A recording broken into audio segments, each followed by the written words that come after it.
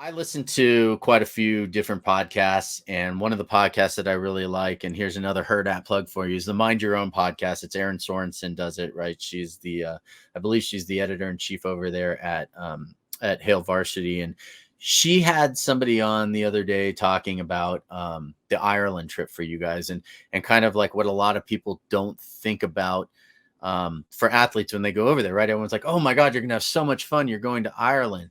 But let's talk about that, right? Let's talk about like what that's going to be like for you, because you're traveling halfway across the world, right? Over the Atlantic, the furthest you've ever traveled personally. And, what is it going to be like? I think Casey was the one that they were referencing. Tell us what that's going to be like for you, kind of what your schedule looks like, because they're talking about it because they've got to be prepping you for the trip, right? I mean, They had our operations managers have already been in Ireland figuring out everything that's going to happen. They spent a week there making sure that like everything that we have is going to be, or everything that we have and everything we need is going to be accommodated for when we get there. And that was like a month and a half ago that those guys went over there. So, from my understanding, we're going to go down there. It's a 7-hour difference in time. So the one thing that people got to think about is the fact that we're going to need to start sculpting our sleep schedule probably before we even get there. mm-hmm. So when we get there, we'll be not so groggy and look like a bunch of zombies out there. But from my understanding, we're going to practice every day. We're going to do everything like it would be a normal week, except like I'm sure we'll go do a little bit of sightseeing here and there, like as a team. Nothing that's going to get us tired. We're not going to go on like a 10-mile hike. But just stuff to like How many days are you going to be there before the actual game? We fly out on I think a Monday night, and we will get there on like a Tuesday morning, or we fly out. So you're out almost an entire week before the Yeah. 5 days before the game. Yeah. All right. So can I give you some unsolicited advice, because I've traveled over there about 3 times, and you can pass this along to all your teammates. I'm sure they've got the specialists telling you this too. Don't try as hard as you can not to sleep enough. Like, keep your sleep schedule flying over there as much as you can normal. And then once you're there, stay awake during the day. And the first night that you sleep as long as you can. And then when you wake up, go to bed at your normal time again, 9 o'clock or 10 o'clock, whatever. Do that, because otherwise, like, it gets you so off your schedule.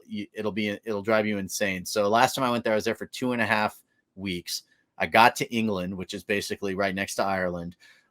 We flew in. We tried to we stayed up the entire night because we didn't land until about 6 o'clock at night over there. We stayed up almost the entire night because we couldn't fall asleep. Instead of doing that, we lost an entire day to sleep. We slept for almost 15 hours straight the next night because we didn't follow our own sleep schedule. So I highly recommend following your normal sleep schedule of going to bed at the same time that you normally go to bed at. That's the best way to adjust. And there you go. If you guys win, I'm taking full credit.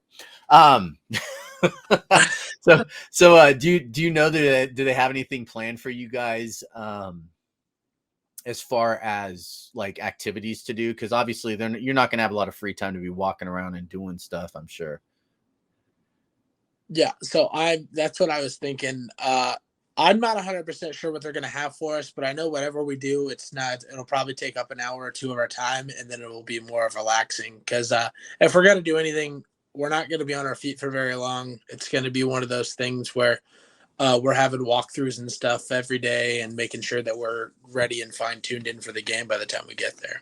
Yeah, so the scenario here, and I'm building into this. So you go to Ireland, you beat Northwestern, you come back, you've got 3 weeks at home, right? You've got was it South Dakota? You've got Georgia Southern. It goes North Dakota, Georgia Southern, Oklahoma. Okay, North Dakota, right? Is that okay? Yep. And there you go. North Dakota, Georgia Southern, Oklahoma. I will be at the Georgia Southern game. But okay, so 3 weeks in a row at home, leading into that Oklahoma game being the 3rd week. How's that going to be for you guys? Obviously you've got to focus on the opponent in front of you, but for you as a kicker, you're going to be so dialed in that stadium, right? Like at that point, you're going to be sleeping in your own bed for almost a month straight.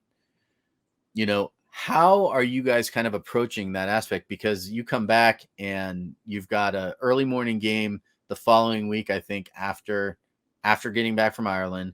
Then Georgia Southern is a night game. It's a 5 o'clock start. And then you've got the Oklahoma, which is the big noon kickoff. So how are you guys kind of prepping for that? Like, is that something you guys are talking about already? We're definitely talking about it, but by the time we get there, I think our sports psychologist will probably come in and talk to us a little bit more about that to make sure that we get everything squared away by the time we get there. I know that we have an insane amount of resources to help us adapt and overcome like any kind of problems that we could run into sleep wise or energy wise. We're very well taken care of in that aspect that when we get to that point, we shouldn't have any issues. And as long as you're, like I said, accountable for everything that you're doing and you're doing the right things to prepare for these games and doing what you're told, then I don't think that we should have any kind of issue going into it. No, that's great because everyone knows it's like the big joke with me is that 15-0, and then last week or a Monday night we had analytics guys on that basically said you guys have a better chance of going 12-0 this year than you do going 3-9 again. Right? It's like a 3.19% chance, and I even put that in my Twitter bio. And everyone knows that I drink the Kool-Aid. I am Kool-Aid guy on the Redcast, and I see you guys with a very advantageous schedule this year.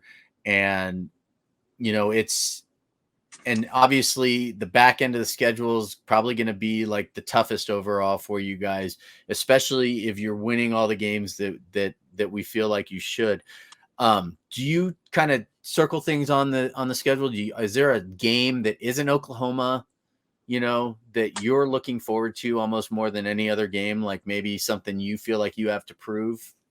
If I'm being completely honest, everybody's always going to be psyched about the Iowa game, but I really hate looking past teams because when you look past teams, that's when you get yourself into trouble. Because I would hate to be doing really well and have us look past a team like Indiana and then have them pull out like a really big upset on us when it's a team that we should have been able to take care of, but we were too focused on the next game. You got to go day by day, game by game, preparing for each team individually. Obviously, I hate Iowa with more passion than you can possibly understand.